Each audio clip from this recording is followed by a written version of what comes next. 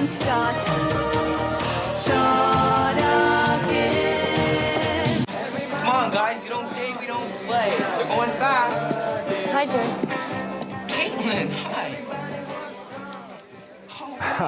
Wow, this is pretty meta right now, because no matter which class of Degrassi you may have graduated alongside with, when you see the Zit Remedy, Caitlin and Joey's romance transcending generations, or witnessing the growth of Snake from a high school to principal, definitely a wave of nostalgia definitely sets in. So let's get a pit stop now before Nostalgiacon Toronto takes place on Saturday. Pat Mastriani, Joey, Stacey Mistician, Caitlin, and Stefan Brogren. Snake joining us live this morning here on CB24 Breakfast. Good to see all of you. Thank you for having us. I guess, like, you grew up as I grew up, and, like, I think we're right around the same age, so it's kind of cool to see all of you here after watching you on TV for all those years.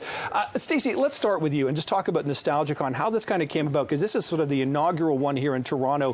What's it all about first? Okay, so Nostalgiacon, you're right. First one in Toronto, and it is everything to do with video games, nostalgia, of course, and hence the title. Yeah. And so all the old things that you liked from your past, it's a chance to revisit. Gaming, it's a family event, so there's going to be lots of stuff for the kids, and lots of other people besides just us. Oh, absolutely. There's wrestlers, there's going to be live music as well, but I think the thing that people are most excited about are the live panels that we're going to be doing while we're there. And you know, we're going to have Yik Yu and Spike and Tessa Campanelli joining us. Oh my gosh. So it's just a love fest. All the names are amazing. And Pat, I'm curious, you know, you talked to me earlier saying, like, a couple years from now, we're 40 years away from the anniversary of Degrassi High, which, like, that's mind-blowing as well. But the nostalgia element to this, do you still get nostalgic when you think back to those years and that show in particular? How can you not, Nick? I mean, it's like, we just got through this pandemic. I think all of us were feeling a little nostalgic to a simpler time, and the 80s and 90s for our generation,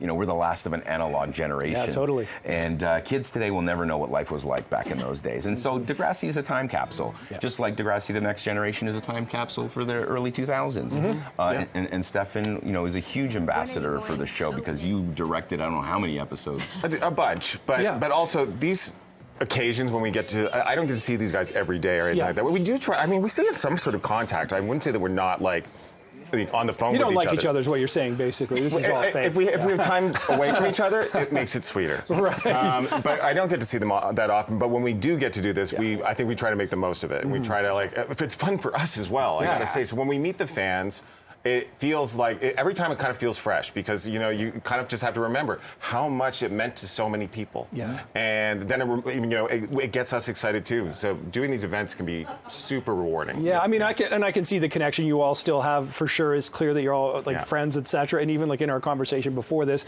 nice to just sit down and chat with you kind of as sort of regular people, as it were. But it's interesting, Stefan, because you said on your way in here, you kind of got, I don't know, catcalled, but it was like, hey, Degrassi. Like, people are still remembering this. It still holds a place in so many people. You know, it is because it's still on the air, you know, and everyone has watched us grow up. And so they sometimes think they went to high school with us. Right. And then realize, oh my God, you're the guy from Degrassi. Yeah. And that's fantastic. It really is like a time capsule. And I love it when you see two different generations also discovering it. Like a mom and her daughter will come up and I'm Mr. Simpson to the daughter, but Snake to the mom. And like, that's awesome. It's such a cool feeling. We do get such a mix of generations now watching it, because a lot of the younger generations start with the newer incarnations of the show, and then they go backwards. They're almost watching it backwards, Because they're like, what? Joey and Caitlin were a thing? Oh my God, it's the like, funniest thing. It's so funny when the young ones, they love it. And when you were in the show, I mean, the impact culturally that it was having, it really was ahead of its time in terms of the issues it dealt with, you know, suicide, drug use, depression, mental health, all these kind of things.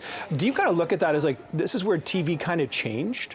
Anyone can pick that up if you want. Well, I don't know if TV changed, but definitely the message of Degrassi was one of, we didn't talk down to our audience. We presented the topics that we were handling at the time, and we allowed the audience to make their own choices, but knowing that there were always a consequence to their actions. Yeah. Did you know that Stefan knows Drake, by the way? He mentioned once or twice. That earlier. Yeah, but I believe they worked together. Wow, that's right. Man, I should have been nicer to that guy. But it is kind of a cool connection because some people don't actually know that Drake effectively started on was it Next Generation? Next Generation, Yeah. you know, and there were several actors that came out of that show that no one. So like Nina Dobrev came out. I mean, Yeah. went Right. from Degrassi, then went on to Vampire Diaries, and so much success.